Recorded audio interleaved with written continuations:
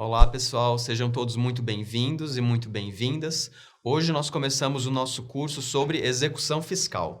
O meu nome é Flávio e eu vou acompanhar vocês ao longo desse curso, em que a gente vai entender um pouquinho mais desse tipo específico de processo, que é muito importante e muito relevante tanto para o Estado quanto para os cidadãos e para os contribuintes, e a gente já vai ver os motivos. A gente começa essa primeira aula falando de alguns conceitos iniciais sobre o que é a execução fiscal, qual é o objeto dela, quais são as partes que estão em cada um dos polos processuais, enfim, onde elas vivem, o que comem, o que fazem, isso hoje no nosso curso sobre execução fiscal. Então, a gente pode dizer resumidamente que a execução fiscal é um tipo de processo de cobrança, e como todo processo de cobrança, a gente busca a satisfação de um valor, a satisfação de um crédito. A questão na execução fiscal é que quem busca a satisfação desse crédito, ou seja, quem está no polo ativo da execução fiscal, é ninguém mais, ninguém menos do que a Fazenda Pública. Então, nós podemos dizer, uma síntese, que a execução fiscal é o processo no qual a Fazenda Pública busca a satisfação de um crédito que é de sua titularidade. A gente já vai ver que tipos de créditos são esses. Mas contra quem a Fazenda Pública busca a satisfação desse crédito? Vai ser sempre contra uma pessoa física ou uma pessoa jurídica que, por algum motivo, tenha contra si constituído um crédito de titularidade da Fazenda Pública. E a gente vai esmiuçar todo esse processo para entender melhor o que é esse crédito e quais são os tipos desse crédito. Mas primeiro, o que é a Fazenda Pública para início de conversa? A gente pode entender a Fazenda Pública como o Estado. E o Estado em todos os seus níveis e subníveis.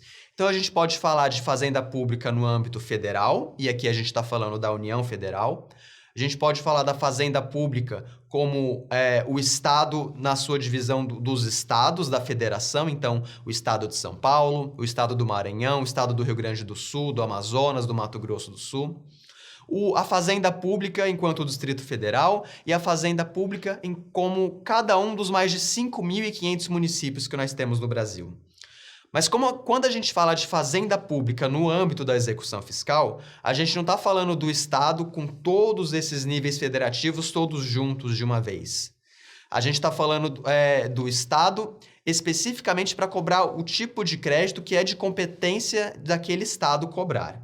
Então, se a gente está falando, por exemplo, sobre um crédito cuja competência para a cobrança e exigência seja da União Federal. Então, a gente está falando da Fazenda Pública Nacional. Se a gente está falando de um crédito de titularidade da Fazenda Pública do Estado do Maranhão, que seja da competência do Estado do Maranhão para a cobrança e exigibilidade desse crédito. Então, a gente está falando da Fazenda Pública do Estado do Maranhão. Se a gente está falando de um crédito cuja competência para cobrança e exigibilidade seja do município de Ribeirão Preto. Então, a gente está falando da Fazenda Pública do município de Ribeirão Preto. Se a gente está falando de um crédito cuja competência para cobrança e exigibilidade seja do município de São Paulo. Então, é o município de São Paulo que, por meio da Fazenda Pública do município de São Paulo, vai ajuizar a execução fiscal para a exigência daquele crédito, para a satisfação daquele crédito. A Fazenda Pública, como ela está no polo ativo da execução fiscal, ela vai se chamar exequente.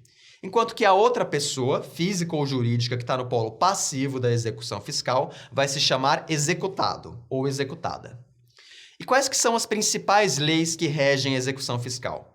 A gente tem uma lei específica, que é a Lei número 6.830 de 1980, que a gente chama de Lei de Execuções Fiscais, ou LEF para abreviar. Essa é a principal lei que vai reger o procedimento e o processo de execução fiscal.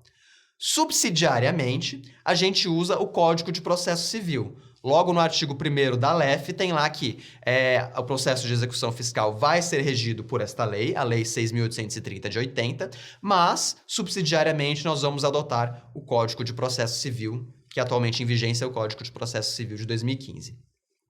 E o que fala a LEF? A LEF, embora a gente chame de Lei de Execuções Fiscais, se a gente ler a ementa dela, a gente vai ver que a LEF serve para disciplinar a cobrança da dívida ativa da Fazenda Pública.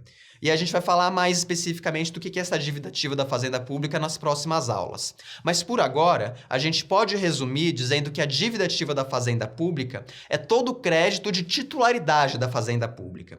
E esses créditos eles podem ser do tipo créditos tributários e créditos não tributários. Então, exemplos de créditos tributários. O IRPJ, que é o Imposto de Renda da Pessoa Jurídica, de competência da União Federal. O ICMS, que é o Imposto sobre Circulação de Mercadorias e Serviços, de competência dos Estados e do Distrito Federal.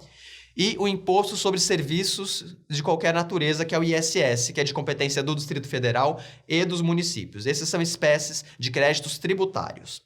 E os créditos não tributários, alguns exemplos são as multas ambientais, que decorrem da infração, do não cumprimento das leis ambientais, multas eleitorais, no caso do não cumprimento das leis eleitorais, multas trabalhistas, multas contratuais.